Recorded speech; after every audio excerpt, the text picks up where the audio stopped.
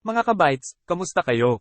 Pag-usapan natin ang nakakatakot na pagkasira ng internet sa darating na 2024 o sa 2025 dahil sa sunstorm. Noong tag-init ng 1859, ang mga astronomer ay parang nanonood ng intergalactic teleserye, ang Carrington Event. Ano ba yan?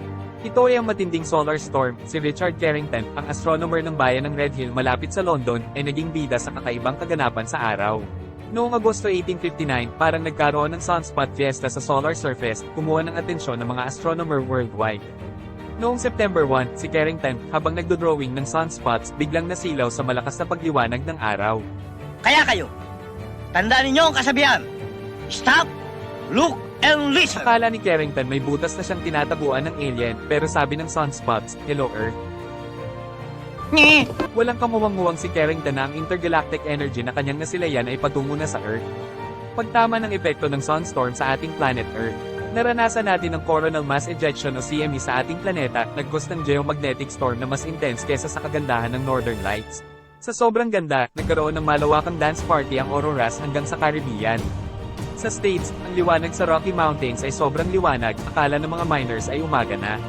Kaya nagtawag ng breakfast na, mga best, dahil sa Carrington Event noong 1859, parang nagkaroon ng cosmic glitch sa teknolohiya ng Earth noon. Ang mga telegraph operator parang naging electric dancers at yung iba nagkaroon ng light show sa kagamitan lahat ng putokan at kiss the pond. Sabay-sabay silang nag-disconnect ng power source pero astig nakapagpapadala pa rin ng messages gamit ang auroras. Ang laki ng geomagnetic storm, winner ng Best in Cosmic Drama, tinatawag na Carrington Event, katumbas daw ng 10 billion megaton ng solar TNT.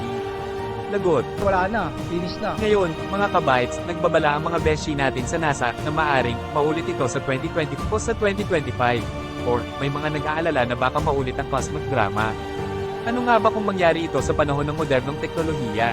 Pwedeng bang masira nito ang internet? Ito ang eksena pag tumama sa atin ng solar storm, parang sisirain nito ang magnetic field ng Earth, sabay pa ng cosmic party ng voltages sa electrical systems. Pag tumama ang solar storm sa atin, maapektuhan nito ang mga electrical system. Kasama na ang mga satellites at maaring masira nito ang komunikasyon ng mundo. Oo, Beshi, kasama pati internet. That's a very big problem. Bakit ako naiiyak? My gosh! Noong 1989, may solar storm na nangyari, tumama sa Quebec, Canada, blackout ang buong city. Pops, pindutin mo na muna yung subscribe button baka masira na internet. Salamat, tulong mo na sa amin yon.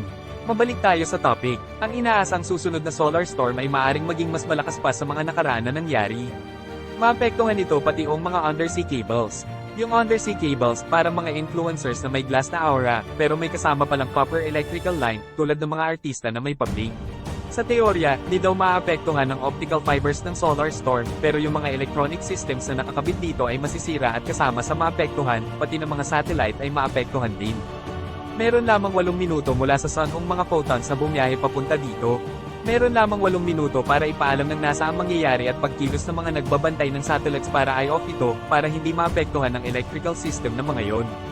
Pag hindi ma-off, lagot na, masisira ito. Goodbye multi-billion instrument, goodbye na rin sa instant communications at mabilis mawawala parang si X. May mga pag-aaral na nagpapakita na ang past solar storms, parang ghost ng X, may signature pa rin. Ang estimate, baka overdue na tayo para sa cosmic event na mas malakas pa sa Carrington ngayong 2024 o sa 2025. Pero, relax, pag nagpanik ngayon hindi naman pwede dahil sa 2024 pa yon. Kung masira nito ang internet at komunikasyon, wala naman tayong magagawa kundi makipag-usap na ng personal sa isa't isa, wala ng text o chat. Teka, parang mas maganda yata on? Sa palagay ko, pwedeng naman tayong mag-enjoy ng cosmic comedy show habang naghihintay ng next big thing. Sa susunod na video ulit mga kabytes, salamat. Comments na lang kung anong topic gusto nyo. Ingat!